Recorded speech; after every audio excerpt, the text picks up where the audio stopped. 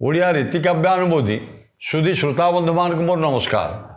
वर्तमान आम से पूर्वर आलोचित कवि सम्राट उपेन्द्र भंजकर वैदेशी विलास जहाँ आपण मैंने किसी शुणुंट मु आलोचना प्राय करुच्ची एवं आपण मैंने जानूँ आशा करुच्ची श्रोताबंधु मैंने चैनल टी आमर केवल साहित्य उद्दिष्ट आपण मैंने शुणुंट तेणु आसतु विशेष न कहीकि कवि सम्राट उपेन्द्र भंजकर श्रेष्ठ कृति वैदेशी विलासर 44 छांद या पूर्वर आपण मैंने जानते मुझे 40 छांद संपर्क में किसी आलोचना करी।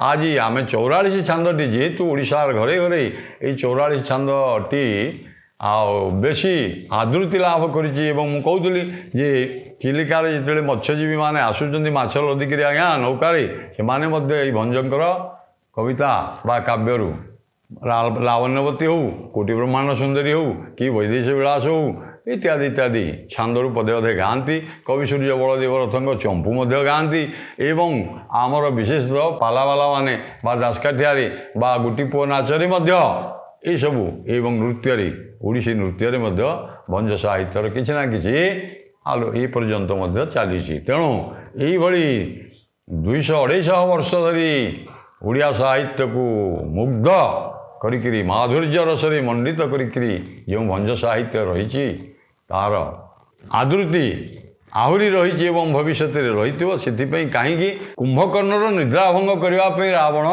जो सैन्य मान को पठे आदेश दे भाई बर्तमान कहीं से भीतत्रस्त हो जाए जिते आज्ञा भीतत्रस्त हो जाए सी कही आउ कि उपाय ना मोर भाई कुंभकर्ण जी कि शोची तार निद्राभंग कर एवं सैन्य सामंत को लेकर से मंत्री बा सेनापति केमी जाइछन्ति एवं कुंभकर्णर किभଳି भाव में रावण भयभीत होकरी रामचंद्रन सैन्य बाहिनी युद्ध बड़ बड़ सेनापति आज्ञा सब मरी जाइछन् ना बड़ बड़ सेनापति मरीगला जिते तार बलहीन हो जाऊँगी देखुची तेणु भयभीत कहले आउ कि उपाय ना मोर भाई कुंभकर्ण को तुम्हें जाकर निद्राभंग कर से युद्ध क्षेत्र को मुझे पठेबी। यही छांदे 44 छांदे कवि अति सुंदर भाव में वर्णना कर आसतु आ तद्विषय आलोचना न करी कुंभकर्णर निद्रा किभଳି भंग कले सैन्य सामंत सेनापति नहींकरी एवं कौन ताकू ता परवर्ती अवस्था है आसतु 44 छांदे कवि सम्राट उपेन्द्र भंज कौन लिखिं आलोचना करवा। विभावरी विदास विभाव सुप्रकाश विभास प्रकट शेष कामुदी रागर ये लिखा है आज्ञा कामुदी रागर विभावरी विनाश विभाव सुप्रकाश प्रकट शेष विषम बामे त्रास विंश नेत्र निश्वास तेजी बोइला उच्च भाष से वंश ध्वंस आज्ञा कामुदी रागटी साधारणतः टे दुख जो दुख बा करुण रस थाए टे कामुदी राग उदाहरण बा कामुदी राग से लिखा जाए कवि ताकू दृष्टि देइछन्ति एवं कवि पुणी कहउछन्ति विभावरी विनाश विभाव सुप्रकाश विभास प्रकट शेष। देखो शब्द संयोजना शैली विषम बामे त्रास विंश नेत्र निश्वास तेजी बोइला उच्च भाष स अनुप्रास अति चमत्कार भाव लिखिं वंश ध्वंस व्यर्थ आनरे करी आस बोधि मो भ्रात घेनी आस बोधि मो भ्रात घेनी आस विनिद्रे रभस विनश्यति अवश्य करिब बैरी साहस चमत्कार वर्णना है आज्ञा। विभावरी विनाश राति पाई जाइए आज्ञा राति जिते सकाल हो जाए प्रातः काल हो जाए राति पाई जाइए विभाव सुप्रकाश पूर्वाकाश रे विभावसु जी सूर्य पूर्वाकाश रे उदय होगले विभास प्रकट अशेष एवं विभास बी कहले पक्षी मान कलरव सब सुविधा आ सका जो पाई जाए पक्षी मैंने सबू कूजन करुँच तेणु विभास पक्षी मानकर शब्द प्रकट हो गला आउ कौन है ना विषम बामे त्रास भय बाम शब्दर अर्थ भय विषम भय रे आज्ञा कौन है विषम बामे विषम त्रास बाम जी शत्रु शत्रुमान द्वारा आउ अनेक सैन्य सब मरी जाइछन ना सैन्य सामंत सेनापति भी मरी जाइछन ना तेणु दुखित हो जाइछि रावण भयभीत होइछि तेणु बाम जी शत्रु ठारे त्रास भय विषम भाव में त्रास भयभीत त्रास पाई जाइछि शत्रु रावणकर सैन्य सामंत द्वारा आघात प्राप्त होइतिबा अनेक सैन्य सामंत राक्षस बड़ बड़ योद्धा मरी जाइछन ना त्रासित होइकिरी विंश नेत्र निश्वास तेजी बोला विंश नेत्र ये रावण दीर्घश्वास पकईकरी कहला उच्च भाष बड़ पार्टी करी उच्च भाष बड़ पार्टी करी कहूँ कौन कहूँ कि देखो केड़े सुन ओहो मोर वंश ध्वंस हो देखो रावण भाया चरित्र त्रिपुर विजयी राजा रावण लंकार राजा रावण क्या इंद्रचंद्र क्या मानिया लोक नुहे अथच सी वर्तमान गभीर चिंताग्रस्त हो जाइए त्रासित होकर भयभीत होकर कहूँ आउ उपाय ना मोर वंश ध्वंस हो व्यर्थ आनरे करी आस मु आनरे आशा करी अन्य जो सेनापति सैन्य सामंत सेनापति मान को पठेली एमानकर बल से जो प्रकार कहते कथार विश्वास करी मुझे पठेली अथच से जोड़ा युद्ध को गले मरीगले तेणु व्यर्थ आनरे आशा करी व्यर्थ वर्तमान वंश मोर ध्वंस हो निश्चित तेणु उपाय न पाई आउ अवशिष्ट जो माने सैन्य सामंत सेनापति सब थिले बुद्धि मो भ्रात तुम्हें इतिकी कर तुम बल कल मत जना पड़ा इत्यादि आउ मु तुम उपर मोर विश्वास ना भरोसा ना मो भाई को बोध करी बोधि करी तुम्हें कौन से मत कुंभकर्ण को निद्रा भंग करी आण पुणी अति चमत्कार भाव में कवि कहते ये विनिद्र रभस तार निद्रा को विनिद्र कर तार निद्रा भंग कर रभस अर्थात शब्द शीघ्र जिते शीघ्र पार तुम्हें तार निद्रा भंग कर एवं विनश्यति अवश्य कर बैरी बैरीर साहस को अवश्य सी मार विनश्यति ये बैरी ये मोर शत्रु जी रामचंद्र जी की आसिक एते मोर योद्धा मान को मारिदे सी मोर विश्वास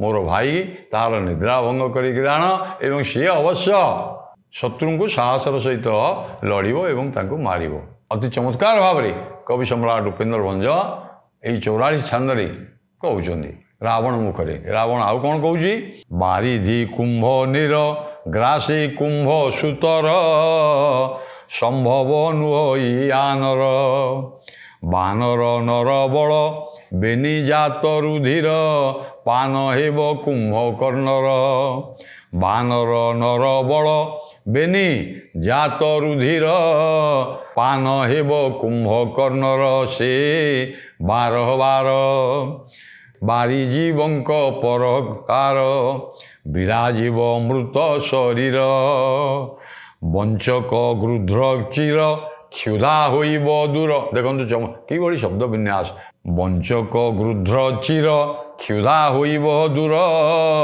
वंचक गृध्र चिर क्षुधा होइब दूर भजिब लंकापुर स्थिर भजिब लंकापुर स्थिर भजिब तामाने रावण चारित्रिक विश्लेषण के सुंदर भाव में कर कवि सम्राट उपेन्द्र ओह ताहले जाई लंका वर्तमान स्थिर अस्थिर ता भितर सिंहासन में बसिले स्वर्णमयी लंकार राजा राज सिंहासन में बसी सी वर्तमान विचलित होती त्रस्त भीतत्रस्त होती अस्थिर होती समस्ते अस्थिर लंकापुर समग्र लंकापुरी अस्थिर एणु यही जो चारित्रिक विश्लेषण कर केवल एकमात्र यार उपाय हूँ कुंभकर्णर निद्रा भंग कर मो भाई मोर दृढ़ आशा अच्छी सी यार समाधान कर परवर्ती पर्यायर कवि सम्राट उपेन्द्र भंज आ कौन कहते आसतु शुणा बोलते महुदरे चाही जुड़ू पाक्षरे जाई से सत्वरे चत्वरे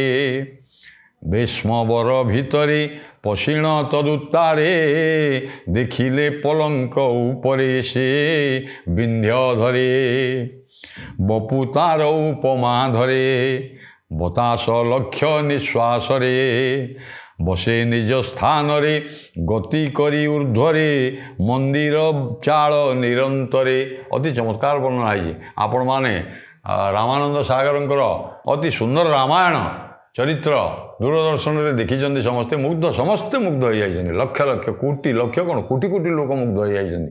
ଏଡ଼େ ଚମତ୍କାର ବର୍ଣ୍ଣନା। ସେଇଭଳି ଦେଖନ୍ତୁ କବି ସମ୍ରାଟ ଉପେନ୍ଦ୍ର ଭଞ୍ଜ ସେଇଭଳି ଆଗରୁ ଅତି ଚମତ୍କାର ଭାବରେ କେମିତି ବର୍ଣ୍ଣନା କରିଛନ୍ତି ବୈଦେଶୀ ବିଳାସ। ସେଇ ଏକା କଥା ଆପଣ ଭାବିବେ ଆରେ ଇଏ ତ ଆମର ବୈଦେଶୀ ବିଳାସରେ ଇଏ ତ ଆମ ନିଜର ରାମାନନ୍ଦ ସାଗର ଦୂରଦର୍ଶନରେ ଯେଉଁ କୁମ୍ଭକର୍ଣ୍ଣର ଚରିତ୍ର ତାକୁ କେମିତି ନିଦ୍ରାଭଙ୍ଗ କରାଇଥିଲେ, ଆରେ ଇଏ ତ ଉପେନ୍ଦ୍ର ଭଞ୍ଜ ବୈଦେଶୀ ବିଳାସରେ ମଧ୍ୟ ଲେଖିଛନ୍ତି।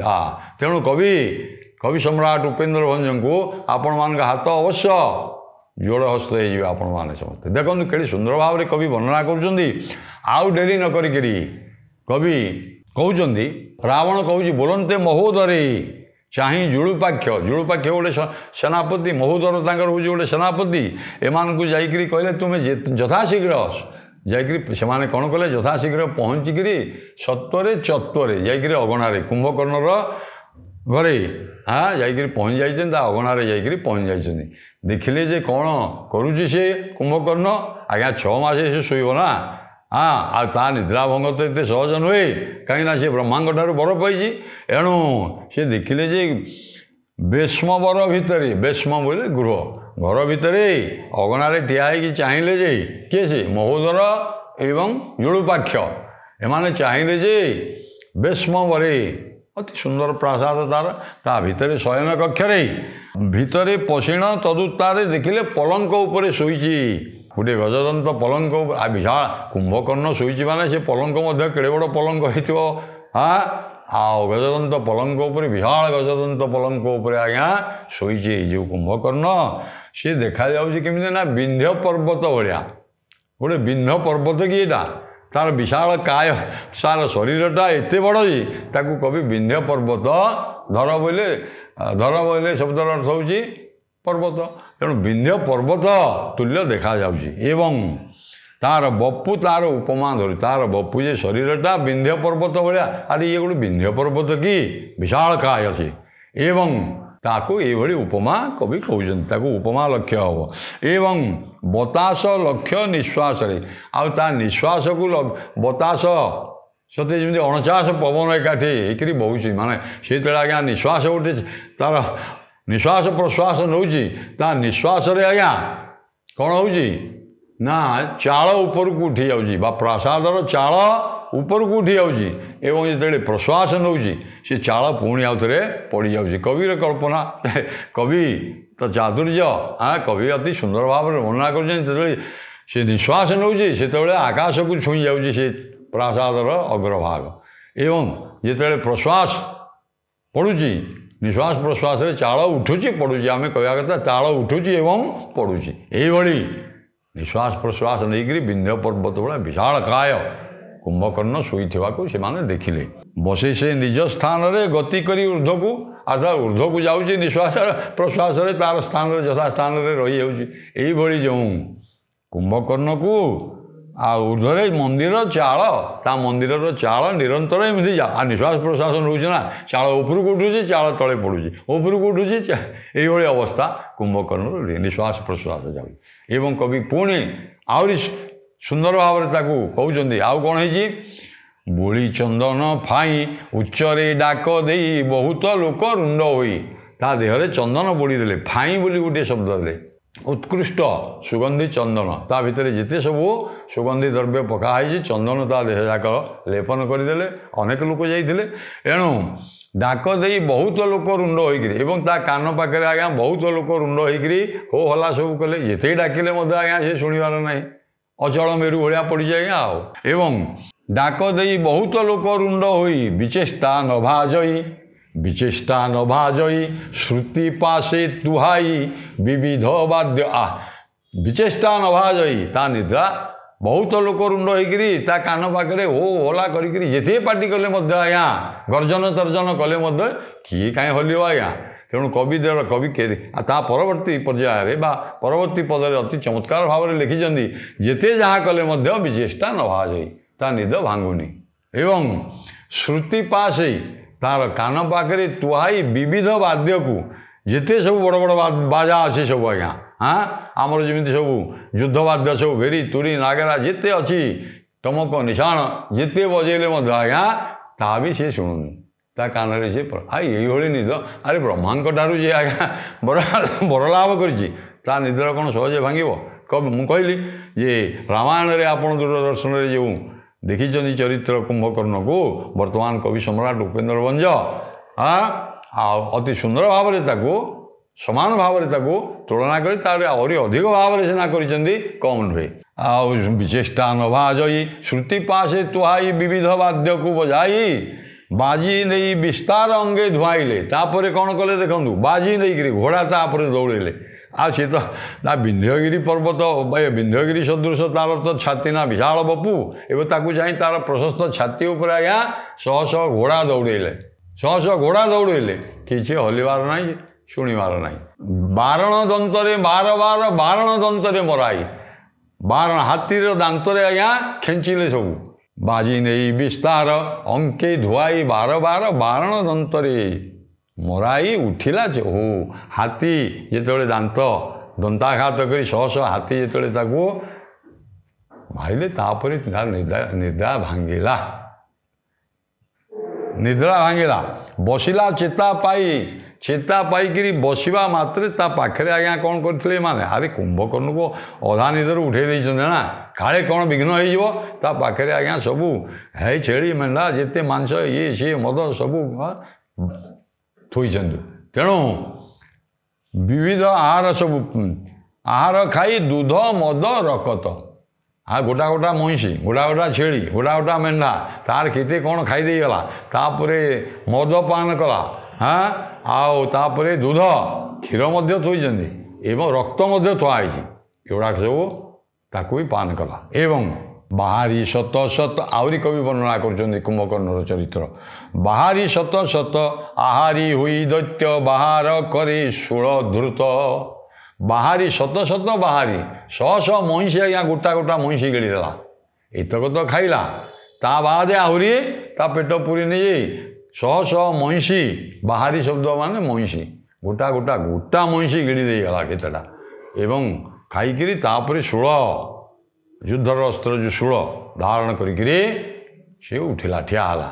ଯେତେବେଳେ ଠିଆ ହେଲା ଆଜ୍ଞା କବି ଉପମା ଭଞ୍ଜବୀର ସେ ମୁଁ କହିଛି, କବି କହୁଛନ୍ତି ଯେ ଆରେ ଇଏ କେମିତି କୁମ୍ଭକର୍ଣ୍ଣ ଯେତେବେଳେ ଶୂଳ ଧରିକିରି ଠିଆ ହେଇଗଲା ଆଜ୍ଞା କେମିତି ଦେଖାଗଲା ସେ?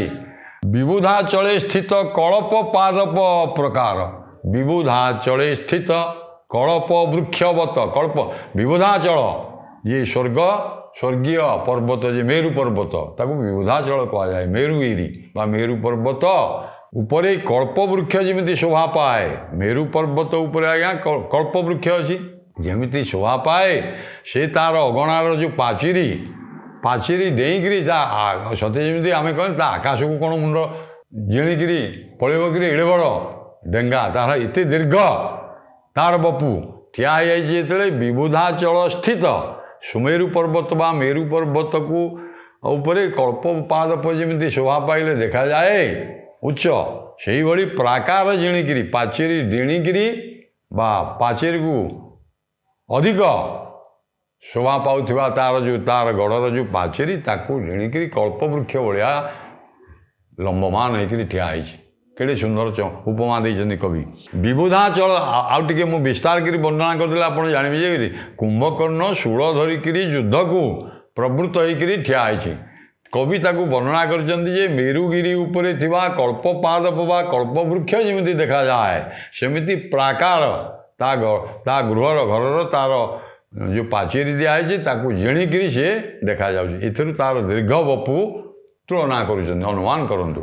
ଏଇଭଳି ଯେଉଁ କୁମ୍ଭକର୍ଣ୍ଣ ଏଇଭଳିଆ ଦେଖିଦେଲେ ତାକୁ ଆଜ୍ଞା ଅଭ୍ରମୁପତି ଭୀତ, ଅଭ୍ରମୁପତି ସତେ ଯେମିତି ଐରାବତ ହସ୍ତି, ଅଭ୍ରମୁପତି ଅର୍ଥାତ୍ ଐରାବତ ହସ୍ତି ତାର ଦାନ୍ତକୁ ଆଉଁସୁଛି। ଆରେ କୁମ୍ଭକର୍ଣ୍ଣ ଉଠିଗଲା ମାନେ କାଣା ଆପଣ ମାନେ ପୁରାଣରେ ବର୍ଣ୍ଣନା ହେଇଛି ଆଜ୍ଞା। ଆଉ କୁମ୍ଭକର୍ଣ୍ଣ ତାର ଦାନ୍ତ ଭାଙ୍ଗି ଯାଇଥିଲା, ଆଉ ଐରାବତ ହସ୍ତି ହେଉଛି ଚତୁର୍ଦନ୍ତ। ଆମେ ଦେଖୁଛେ ହାତୀମାନଙ୍କର ଆଜ୍ଞା ଯୋଡ଼ିଏ ଦାନ୍ତ, କିନ୍ତୁ ସମୁଦ୍ର ଗର୍ଭରୁ ଯେଉଁ ଐରାବତ ହସ୍ତି ସମୁଦ୍ର ମନ୍ଥନ ବେଳେ ବାହାରିଥିଲା ଶ୍ଵେତ ହସ୍ତି, ସିଏ ଦେଖିବାକୁ ଧଳା, ଇନ୍ଦ୍ରଙ୍କ ବାହନ, ତାର ଚତୁର୍ଦନ୍ତ, ସେଥିରୁ ଗୋଟେ ଦାନ୍ତ ଭାଙ୍ଗି ଯାଇଥିଲା, କୁମ୍ଭକର୍ଣ୍ଣ ଭାଙ୍ଗି ଦେଇଥିଲା। ତେଣୁ ଆରେ ମୋର ଦାନ୍ତ ଭାଙ୍ଗିଦେବ କି? ଇଏ କୁମ୍ଭକର୍ଣ୍ଣର ବିଶାଳ କାୟକୁ ଦେଖିକି ଐରାବତ ହସ୍ତି ଅଭ୍ରମପତି ଯେ ଐରାବତ ହସ୍ତି ଭୟ ହୋଇଗଲାଣି। ଆରେ ଥରେ ତ ମୋର ଦାନ୍ତ ଭାଙ୍ଗିଥିଲା, ଆଉ ଦାନ୍ତ ଯାହା ଅଛି ଭାଙ୍ଗିଦେବ। ଏଇଭଳି ବଳବନ୍ତ, ସେ ବଳବନ୍ତ। ଏଇଭଳି ଯାଇକରି ଆଜ୍ଞା ରାବଣ ପାଖରେ କାହିଁକି ନିଦ୍ରା ଭାଇ ମୋର ଅସମୟରେ ମୋର ନିଦ୍ରା ଭଙ୍ଗ କଲେ, ଏ କଥା ଯାଇକରି ଯେତେବେଳେ ଯାଉଛି ଆଜ୍ଞା ପୃଥିବୀ ଲସି ଯାଉଛି। ବାସୁକି କବି ବର୍ଣ୍ଣନା କରୁଛନ୍ତି, ଆରେ ବାସୁକି ଅଶକତ ଆସି ପୃଥିବୀ ଲସିତ, ପୃଥିବୀଟା ଲସି ଯାଉଛି ତଳକୁ। ଆମେ କହୁନେ ଆରେ ପୃଥିବୀଟା ପାତାଳକୁ, ଭୂଲୋକ ପାତାଳକୁ ପଶି ଯାଉଛି। ଏବଂ ବାସୁକି ପୃଥିବୀକୁ ଧାରଣ କରୁଥିବା ବାସୁକି ମଧ୍ୟ ଟଳମଳ ହେଉଛନ୍ତି, ଅସ୍ଥିର ହେଇଯାଉଛନ୍ତି। ବାସୁକି ମଧ୍ୟ ୟା ଚାଲି ଯେତେବେଳେ ଯୁଦ୍ଧକ୍ଷେତ୍ର ଭାଇ ଡାକୁଛନ୍ତି, ଏଇଭଳିଆ ଅସମୟରେ କାହିଁକି ଡାକିଛନ୍ତି? ସେ ବିଚଳିତ ହେଇକରି ଯାଉଛି ନା। ଏଇଭଳି ବାସୁକି ନାଗ ମଧ୍ୟ ପୃଥିବୀକି ଧରିବା, କାହିଁକିନା ପୃଥିବୀ ଲସି ଯାଉଛି ନା, ଟଳମଳ ହବା। ଆଉ କ'ଣ ହେଇଛି ନା ବାସୁକି ଅଶକତ, ଅଶକତ ଅର୍ଥାତ୍ ଧରିବାକୁ ଅସମର୍ଥ, ପୃଥିବୀ ମଧ୍ୟ ରସାତଳଗାମୀ ହେଇଯାଉଛି। ଏବଂ ଉମାଗୁରୁ ଗୁରୁ କମ୍ପିତ, ହିମାଳୟ ପର୍ବତ ଉମାଗୁରୁ ଅର୍ଥାତ୍ ହିମାଳୟ ପର୍ବତ, ଉମା ଯେ ପାର୍ବତୀ ତାଙ୍କର ଗୁରୁ ସ୍ଥାନୀୟ ଯେ ହିମାଳୟ, ହିମାଳୟ ତ ତାଙ୍କର ଗୁରୁ ଅର୍ଥାତ୍ ଏଇ ହିମାଳୟ ତ ତାଙ୍କର ସେ ହେଉଛନ୍ତି ପିତା, ଇଏ ହେଉଛନ୍ତି କନ୍ୟା, ତାକୁ ଗୁରୁମାନେ ଭୟ ହେଇଯାଉଛି ହିମା। ଏଇଭଳି କୁମ୍ଭକର୍ଣ୍ଣ ଦମ୍ଭରେ ସଗର୍ବରେ ସଦର୍ପରେ ଶୂଳ ଧାରଣ କରି ଯେତେବେଳେ ଭାଇ ପାଖକୁ ଯାଉଛି, ଆପଣ ଦେଖନ୍ତୁ କବି ଉପମା ଭଞ୍ଜବୀର ସେ କେଡ଼େ ସୁନ୍ଦର ଉପମା ସବୁ ଦେଇଛନ୍ତି। ଏହିପରି ଭାବରେ ରାବଣର ଦରବାରରେ ଯାଇକରି ଆଜ୍ଞା କୁମ୍ଭକର୍ଣ୍ଣ ପହଞ୍ଚିଛି ଏବଂ କ'ଣ ତା ସାଙ୍ଗରେ ମନ୍ତ୍ରଣା ରାବଣ କରିଛି ଏବଂ କୁମ୍ଭକର୍ଣ୍ଣ ତାର ଉତ୍ତର କ'ଣ ଦେଇଛି ଏବଂ ତା ପରବର୍ତ୍ତୀ ପର୍ଯ୍ୟାୟରେ ଯୁଦ୍ଧକ୍ଷେତ୍ରକୁ କେମିତି ଯାଇଛି, ସମୟ ମିଳିଲେ ଆଲୋଚନା କରିବା। ନମସ୍କାର।